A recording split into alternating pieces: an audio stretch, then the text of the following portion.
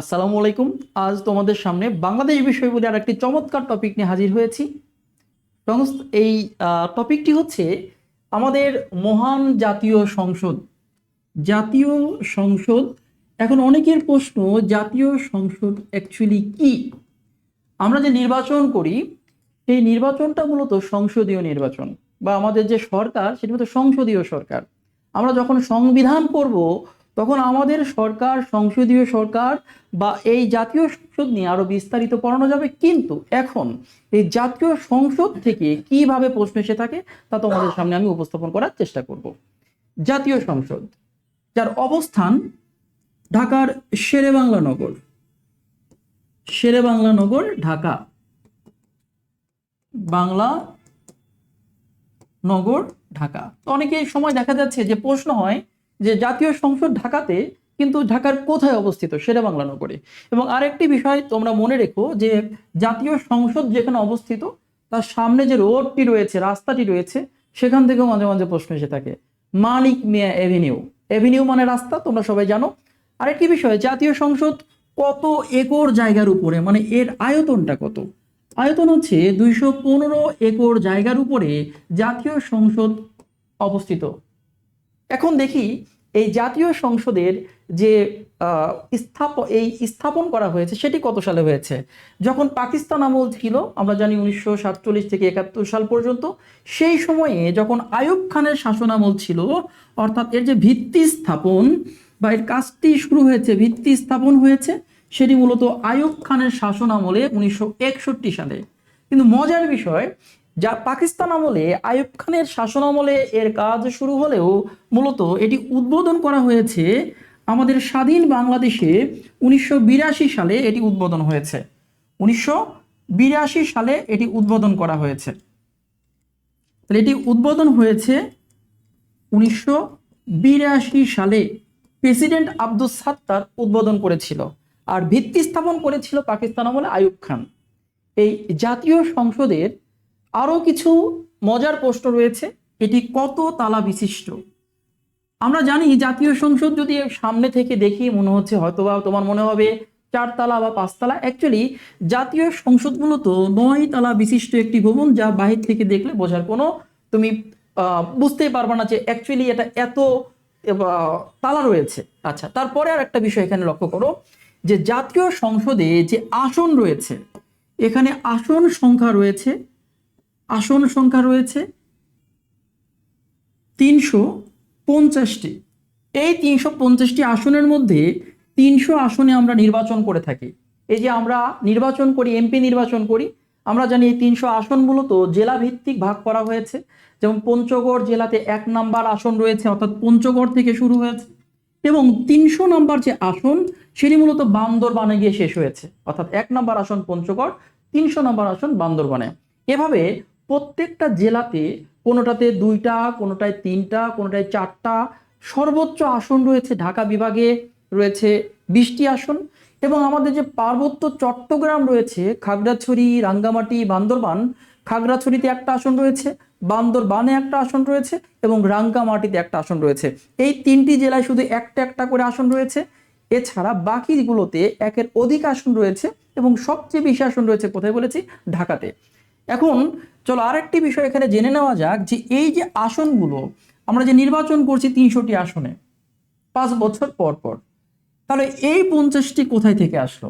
এই 50টি হচ্ছে নারীদের জন্য সংরক্ষিত আসন। নারীদের জন্য সংরক্ষিত আসন কতটি? 50টি। এই 50টি আসন কিভাবে হয়, কোথায় থেকে আসে?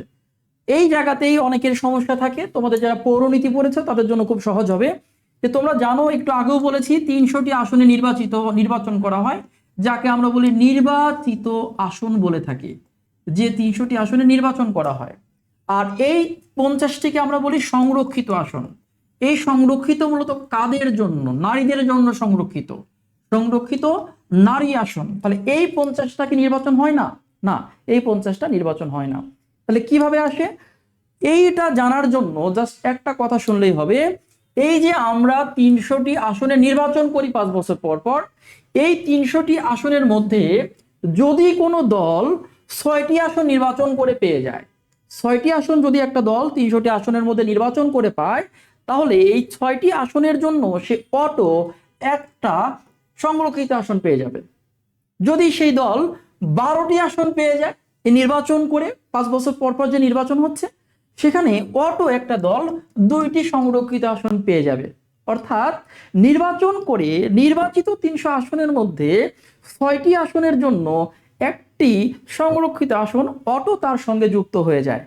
পরবর্তী প্রশ্ন, তাহলে এই যে আসনটি অটো যুক্ত হচ্ছে 6টি নির্বাচিত আসনের জন্য একটা করে সংরক্ষিত আসন, তাহলে এই সংরক্ষিত আসন একটা দল পাবার পরে সেই দলটি কিভাবে এমপি নির্বাচন করে? মনে রাখবা এই এমপিটা হবে অবশ্যই কি মহিলা এমপি হবে বা নারী এমপি হবে। এখন এটা কিভাবে আসবে? সেই দলটি, একটা দল মনে করো পেয়ে গেল 36টি আসন, তাহলে অটো সে সংরক্ষিত কয়টা পেয়ে যাবে? 6টার জন্য একটা করে পাবে, তাহলে 6টা সংরক্ষিত আসন পেয়ে গেল 50টার মধ্যে। এখন এই 6টা আসন সেই দল কি করবে, মানে কোথায় থেকে আনবে, কাদের নির্বাচন করবে? এরা তো নির্বাচিত প্রার্থী, কিন্তু এই 6টা কোথায় থেকে আসবে? এই 6টা সেই দল তার দলের মধ্য থেকে, যেগুলো যে নারী কর্মীরা সবচেয়ে ডেডিকেটেড বা দলের জন্য পরিশ্রম করেছে বা নিবেদিত পান দলের জন্য, সেই নারীদেরকে ওই দল এমপি হিসাবে নির্বাচন করবে, বা নির্বাচন বলা যাবে না, মনোনীত করবে যে আমার দলের এই নারী, এই নারী বা এই কর্মী হচ্ছে এমপি হবে। এইভাবে একটি দল মূলত এই সংরক্ষিত আসনের এমপিগুলো মনোনীত করে, কিন্তু এগুলো নির্বাচিত হয় না।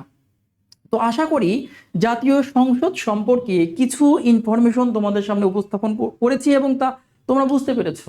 আরেকটি বিষয় পরীক্ষা এসেছিল, ক্রিসেন্ট লেক কোথায়? ক্রিসেন্ট লেক, ক্রিসেন্ট লেক কোথায় অবস্থিত? লেক, লেক মানে কি হ্রদ।